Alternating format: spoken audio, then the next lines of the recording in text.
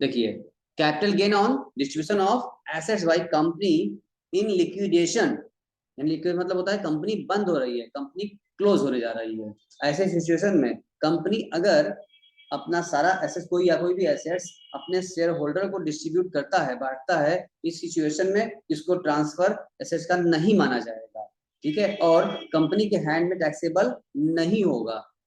अगर कंपनी का लिक्विडेटर इसको सेल करता है मार्केट में, सेल करके पैसा ला के तब देता है, जब सेल करेगा सेल तो ट्रांसफर माना जाता है, जब सेल करेंगे तो ट्रांसफर माना जाएगा, सेल माना जाएगा और कैपिटल गेन टैक्स इसके ऊपर लगेगा। लेकिन बिना सेल की उठा के अगर अपने शेयर होल्डर को दे दिया हमने अगर, तो उसको सेल नहीं माना जाएगा, ट्रांसफर नहीं माना जाएगा और उस पर टैक्सेबिलिटी नहीं होगी। वजह क्या है भाई, कंपनी में किसका पैसा लगा है, शेयर होल्डर पैसा लगा हुआ है। अब कंपनी बंद हो रही है तो कंपनी में जो भी एसेट्स खरीदे गए हैं, एसेट्स हैं, वो किसके पैसे से हैं, शेयर होल्डर पैसे से हैं। तो वही उठा के एसेट्स कंपनी को क्या कहते हैं, शेयर होल्डर मालिक थे, उन्हीं का पैसा लगा हुआ था, तो उनके पैसे के अगेंस्ट जो सब उनके पास एसेट्स था उठा के दे दिया गया उनको एसेट्स, तो उन्हीं के पैसे के बदले उन्हीं को दिया गया, तो कंपनी को क्या फायदा हुआ, कोई नुकसान नहीं, फायदा हुआ नहीं, इसलिए इस पर कैपिटल टैक्स नहीं लगता है, इसको सेल नहीं मानते। भाई आप मालिक है, आपका सामान है, आपको उठाकर मैंने सुपुर्द कर दिया, आपको दे दिया, अब किस बात टैक्स। हाँ, अगर यही थर्ड पार्टी कंपनी बाहर सेल करती, सेल करके पैसा ले आके आपको देती, तो सेल करती थर्ड पार्टी को, तो वहां कैपिटल टैक्स लग जाता। बात क्लियर है, ये क्लियर है, फिर रिपीट करें तो लिखा गया ये बात है कि कंपनी के हैंड में टैक्सेबल नहीं होगा। Where the shares of the company are distributed to its share holder, assets company share holder को बांट दिया ऑन इट्स लिक्विडेशन के समय में कंपनी बंद हो रही है, such distribution shall not be regarded as a transfer by the company for the purpose of the 645 646 46 बताया, इसी किया गया कि भाई ऐसे नहीं होगा, क्योंकि आपने शेयर होल्डर को एसेट्स बांट दिया, डिस्ट्रीब्यूट कर दिया, दे दिया, अब पैसा किसका लगा था, शेयर होल्डर का ही लगा था, तो शेयर होल्डर को शेयर होल्डर की चीज को वापस दी गई, तो किस बार अगेन किस बार टैक्स नहीं। हाँ, अगर आप इसको बाहर बेचेंगे, divert transaction is restricted in the application of the circumstances mentioned therein, that is the assets of the company must be distributed in the space shareholder on the liquidation of the company. If, however, the liquidator sell the assets of the company resulting of the capital gain and distribute the funds so collected, the company will be liable to tax on the such gain. बात समझ में आ गई।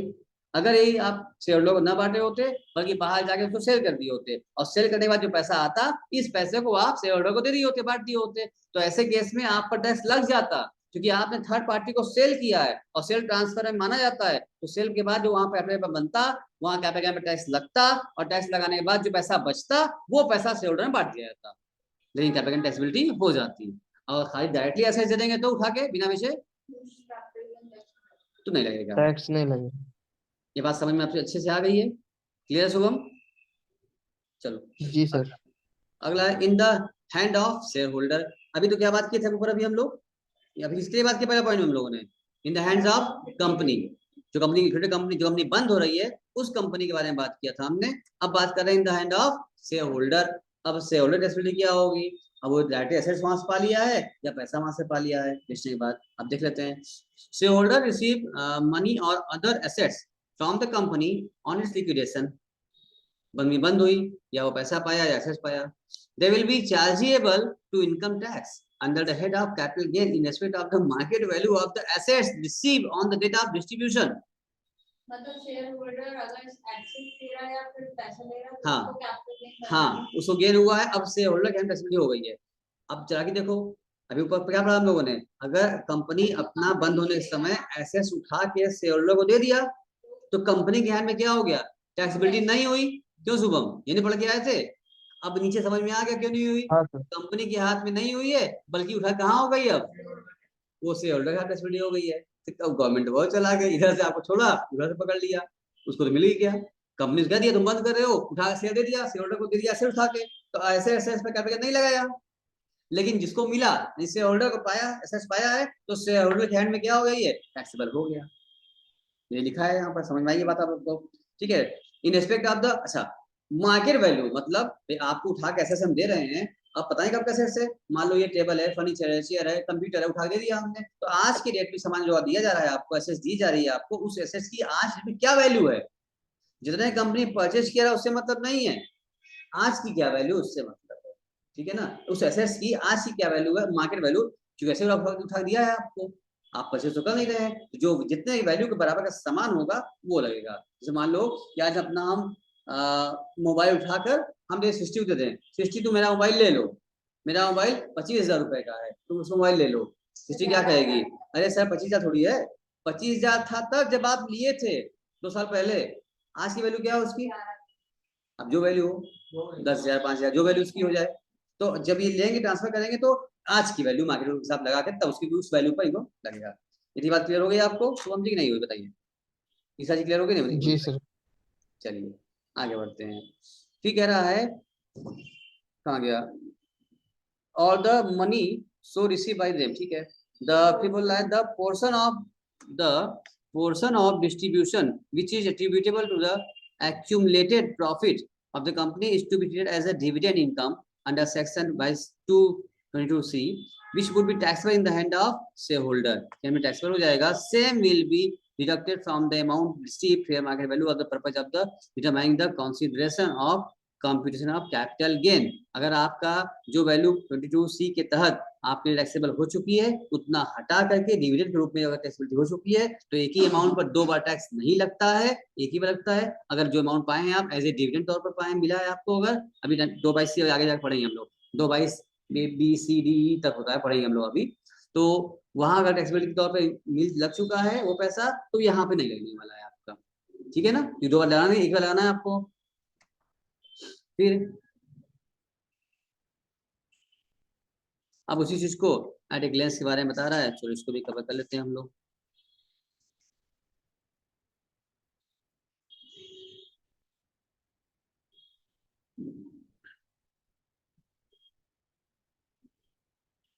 दिखा सुबह,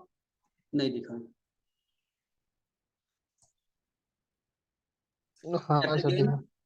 on distribution on assets by company in liquidation section 46, यहाँ 2 बातें पहले बताया गया आपको, इन the hand of the company 46(1), in the hand of the share holder 46(2), जो ऊपर पढ़ के आए हम लोग प्रोविजन अभी, उसी को अब आप डायरेक्ट फॉर्म में देख लीजिए, एक तरह से रिपीट भी जाएगा और समझ में दिया जाएगा, ठीक है। नोटिंग बनाना हो ऐसे आप बना सकते हैं, उतना पैराग्राफ लिखना अच्छा है कैसे बना लीजिए आप, वो सेक्शन वाइज था, प्रोविजन था, इसको इजी होगा, उसी चीज को इस रूप में दिखाया दोबारा दिखाया जा रहा है आपको। आप कह रहा है इन the hand of the company की बात करें अगर, तो अगर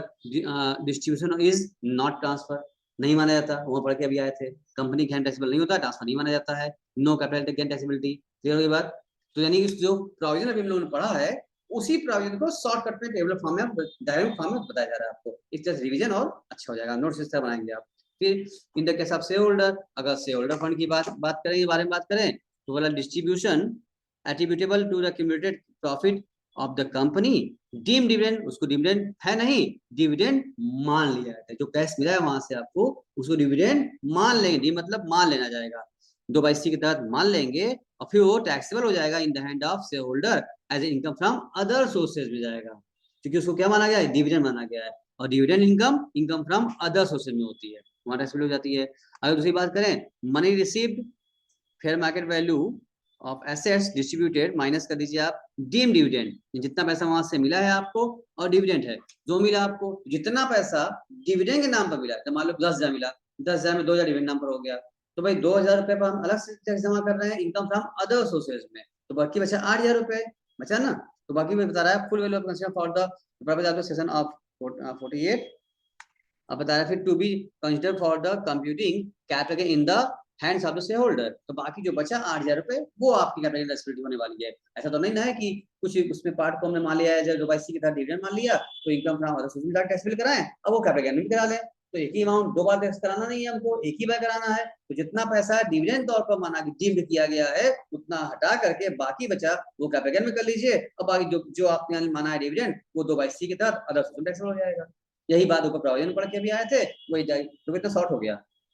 नोटिंग करनी है आप लोगों को, अगर इस तरह हर प्रोविजन का हर सेक्शन का नोटिंग बना चले अपने पेज पर, उतना लंबा लंबा प्रोविजन पढ़ना पड़ेगा, लेकिन फर्स्ट टाइम एक बार समझने रीड तो करना पड़ेगा ना, क्या कि क्या वो कहना चाह रहा है, एक्ट क्या बोल रहा है, वो एक्ट लैंग्वेज थी ये हम लोग अपने हिसाब से कर लिया गया है, आराम से समझ हमारी बात क्लियर हो गई। चलो सुबह क्लियर हटा दें, चलिए फिर हाँ आते हैं, सर। वापस चलते हैं अपने प्रोविजन पर।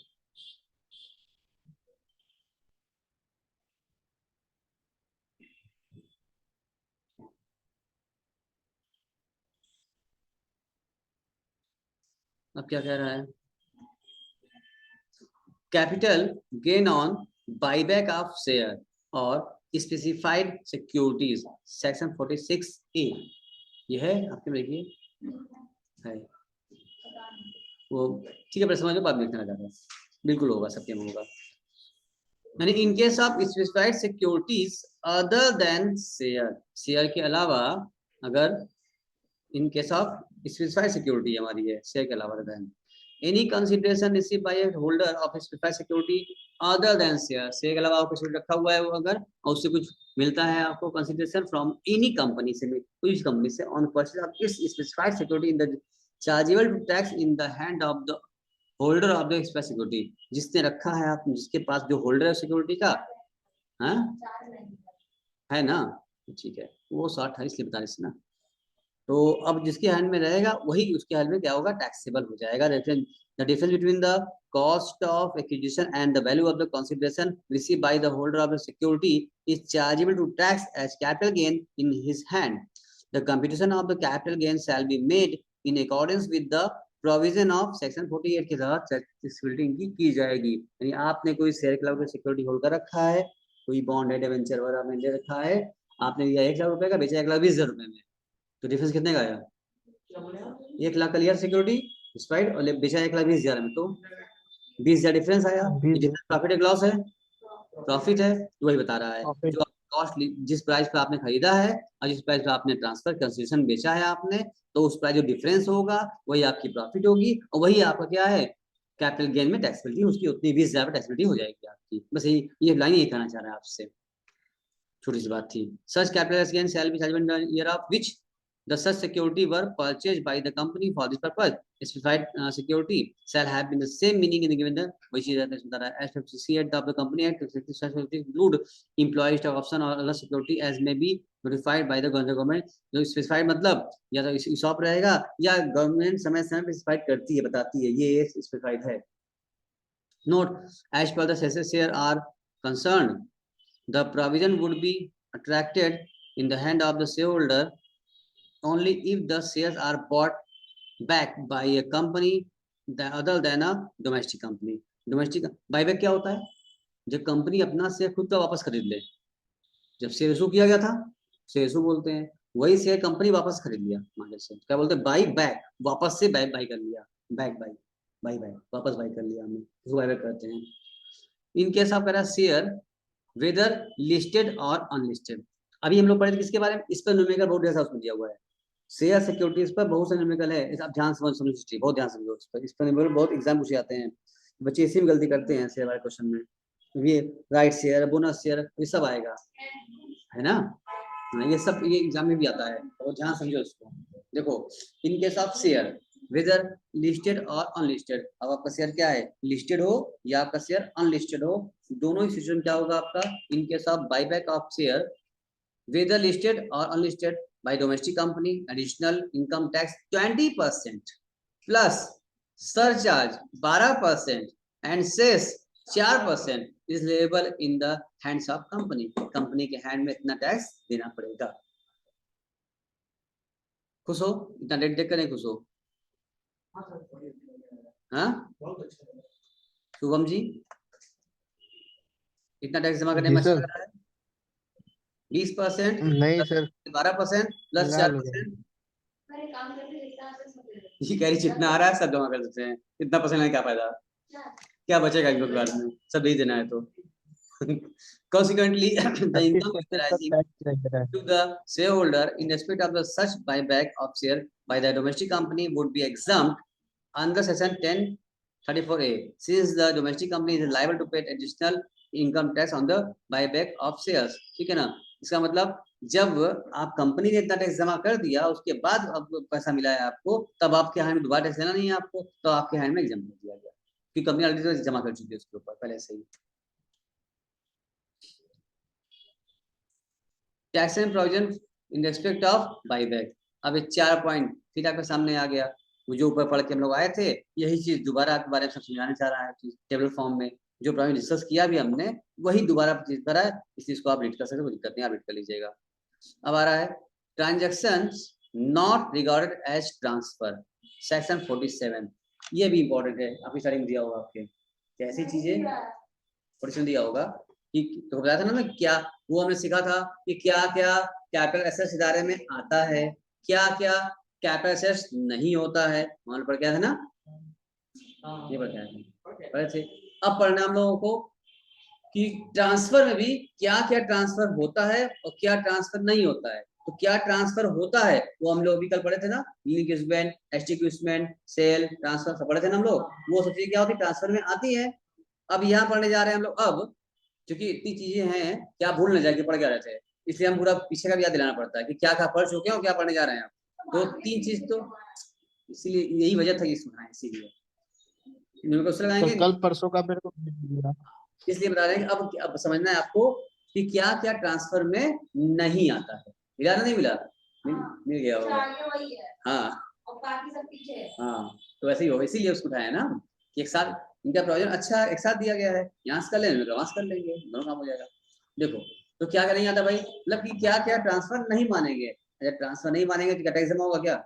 नहीं होगा। जब ट्रांसफर, ये तो बात सिखाया था मैं आपको, कैपिटल एसेट्स होना चाहिए प्लस ट्रांसफर माना जाना चाहिए, तभी क्या लगेगा